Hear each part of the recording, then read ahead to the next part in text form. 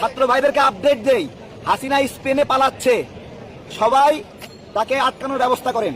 Spain যাওয়া ঠেকাতে হবে হাসিনাকে, ওর বিচার এই দেশেই হবে।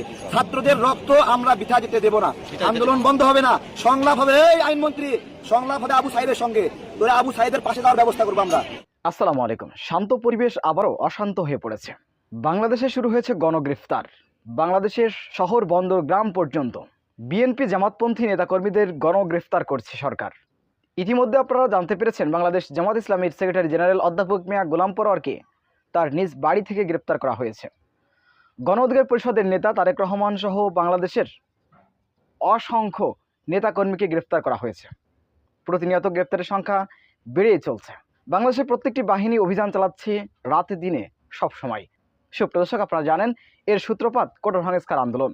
গত কয়েক সপ্তাহ যাবৎ বাংলাদেশে শুরু হয়েছে কোটা বিরোধী আন্দোলন, আর সেখান থেকেই আজ বাংলাদেশে অরাজকতা শুরু হয়েছে। বাংলাদেশের পরিস্থিতি দিন দিন খুবই খারাপের দিকে যাচ্ছে। একদিকে ছাত্ররা তারা হাল ছাড়বে না, তাদের দাবি আদায়, যাদেরকে হত্যা করা হয়েছে তাদের ভাইদের মৃত্যুর প্রতিশোধ না নিয়ে তারা রাজপথ ছাড়বে না, এমন হুঁশিয়ারি দিচ্ছে, আলটিমেটাম দিয়ে যাচ্ছে বরাবরই। অন্যদিকে বাংলাদেশের সরকারপন্থী অর্থাৎ বাংলাদেশের আইন শৃঙ্খলা বাহিনী তারা তৎপর রয়েছে। আইন শৃঙ্খলা বাহিনী মনে করছে এই নেতৃত্ব দিচ্ছে, এই কোটা সংস্কার আন্দোলনের নেতৃত্ব দিচ্ছে বিএনপি জামাত, আর তাই বিএনপি জামাতের নেতাকর্মীদের সারা বাংলাদেশ থেকে গণহারে গ্রেফতার করা হচ্ছে। সুপ্রদর্শক, এই কোটা সংস্কার আন্দোলন শুধু বাংলাদেশ নয়, বাংলাদেশ পেরিয়ে বিশ্বের বিভিন্ন দেশে ছাত্রদের সমর্থনে আন্দোলন শুরু হয়েছে।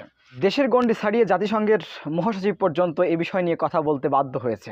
সুপ্রদর্শক, আপনারা জানতে পেরেছেন পৃথিবীর সর্বত্রই বাংলাদেশের এই কোটা সংস্কার আন্দোলন নিয়ে আলোচনা সমালোচনা চলছে।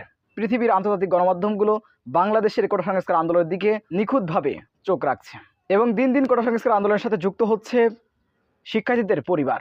শিক্ষার্থীদের পরিবাররা রাজপথে নেমে এসেছে এবং তারা বলছে আমাদের সন্তানদের গুলি করে হত্যা করা হচ্ছে, আমরা কিভাবে ঘরে বসে থাকি।